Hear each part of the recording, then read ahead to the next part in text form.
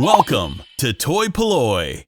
Hello and welcome to another video from toy-polloi, and in this video we're going to be restoring the paint on a vintage Kenner mask, Brad Turner, with his Hocus Pocus mask. Now this is a sort of secondary video to the main video that I've been recording, which is restoring and repairing a vintage mask Condor and making custom stickers for it. So if you haven't watched that video, then go and check that out. I will be putting links to that at the end of this video and in the description. But during that video I mentioned that I needed to restore a couple of the figures to go on the bike, and that's what we're going to be doing in this video. As you can see here, I have two versions of Brad Turner, and he has been heavily played with, so there's a lot of paint wear going on, and that's what we're going to be fixing. A lot of the purple paint has gone from the front of him. There's damage to the belt there, and also his boots, and on one of these figures, at least this one, you can see there's damage to his hair paint as well, so we need to repaint all of that. Also, the Hocus Pocus masks have a bit of paint wear on them, so let's get this figure sorted and repainted so that he can go back on the Condor. These are the two figures that I'm going to be working on. As you can see, this one has a sort of more paint wear to the burgundy part of his chest and sort of rubs all over, whereas this one seems to have a little bit less, and it's more sort of damage to the belt and his boots, and there is sort of some paint rubs on his head as well. The first thing I always do when doing a figure like this is to work out actually what colours I need. So we need black for his boots and his belt, and you would sort of think that his hair was black as well, but actually on closer inspection, if you hold these two sort of figures together, you can put his hair next to the boot.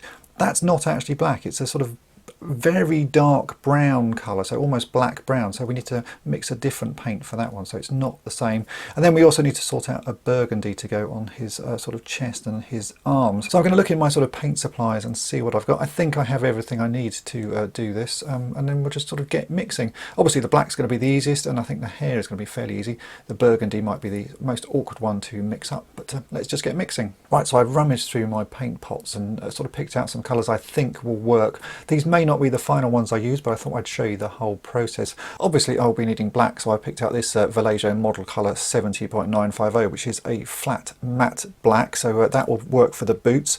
For his hair, I've got a couple of different sort of shades of brown. These are both Humbrol, these are all acrylics I should say, and these are Humbrol acrylics, so we've got 70 and 186. I'm not sure which one of these I'll use, but they're sort of both good base colours. That mixed with some black should get us this sort of dark brown that the hair is there. So these are my guesses for the hair. Then the burgundy, that's a bit of a tough one. It's not a colour I would use that often. So I have this, which is a Vallejo violet red, which looks quite nice. It's not the right colour, but it's sort of almost the right sort of tone. I reckon that mixed with some Humbrol 238, which is a red acrylic, I might get something close. Maybe I need to add a little bit of white or something, but that's my sort of guess for getting to the burgundy. I could pop down the model shop and buy something that's closer, but I often just like to mix what I have. I think that should work. And then once all of these are on and dry, the final thing I'd always do is add a satin varnish. So this is again, it's a Vallejo one. This is the acrylic satin varnish, which is 70.522. I find this makes the paints look like the original sort of paints. They have that right sort of finish, not too shiny, not too matte, so I'll add that at the end. But now I've got to get mixing and see if I can match these colours. I think I'm going to start with the hair first, because that's probably the easiest one to mix. Then I'll do the burgundy, and then the final thing I'll do is the black, just because for the whole time I'm going to be painting these figures, I'm mainly going to be holding their feet, and it's only got a bit of black on there. So I think that's the last colour to do. So hair, burgundy, and then the black boots. I've now done a little bit of mixing and testing just to see which one of the browns worked, and it turns out that the Humbrol 186 was the right sort of colour. This is a much more sort of milk chocolatey brown colour. That mixed with some of the Vallejo black has given me a colour that really does match Brad's hair here. And I've also done a little bit more sort of closer inspection of the figure, and it turns out his belt and the sort of holster are also painted in the same colour as his hair, so I'm going to be touching up the paint on those at the same time. So I'm just going to apply the paint to those areas now, and yeah, we'll see what it looks like.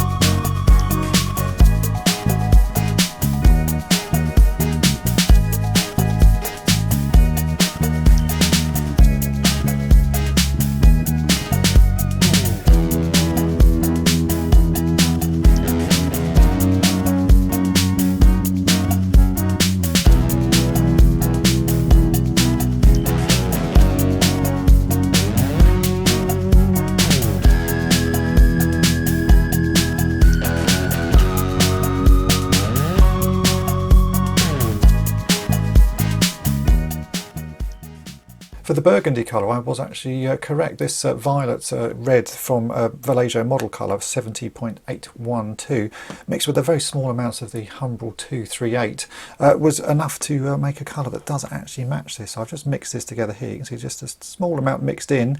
And now if I paint this onto the gloves, it really does match very nicely. So I'm going to go through and paint all of the rubs on these figures. It's going to take quite a long time because there are so many rubs. I'm using a very small brush, and I may even get my little pin brush out, which is basically a pin stuck in the end of an old brush, because that gives you a lot of control for doing small areas. But I'm going to get all of this burgundy put on, and then we'll let that dry and we'll move on to the black.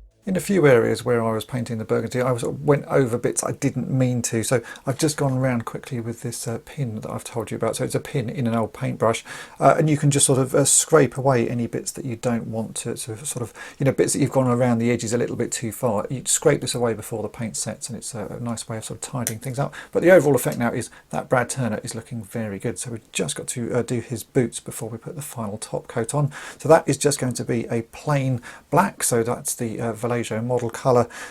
Which one's this one? This is 70.950. I've also got to touch up the paint on the masks as well, so I'll just do that quickly. Shouldn't take too long because there's really not that much to do. The one thing I do need to remember to do though is actually sort of pose these in a position that when they're all painted I can rest them on the surface and their feet won't be touching the floor. So I'm just going to pose Brad in this rather odd seated pose, but that will do the job. So let's get these bits painted.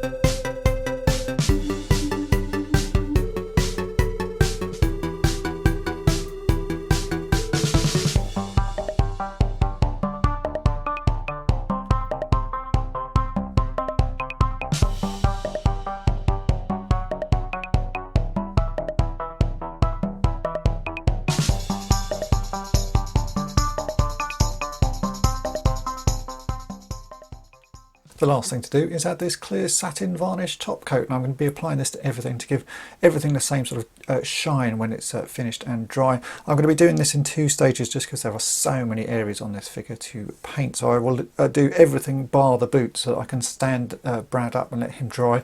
Once the top part has dried, I will then do the same as I've shown you with the painting on the black boots. I'll sort of repose him and then put this onto the boots as well, and that will be the figure finished. So let's get this top coat on, and then you can see the final result.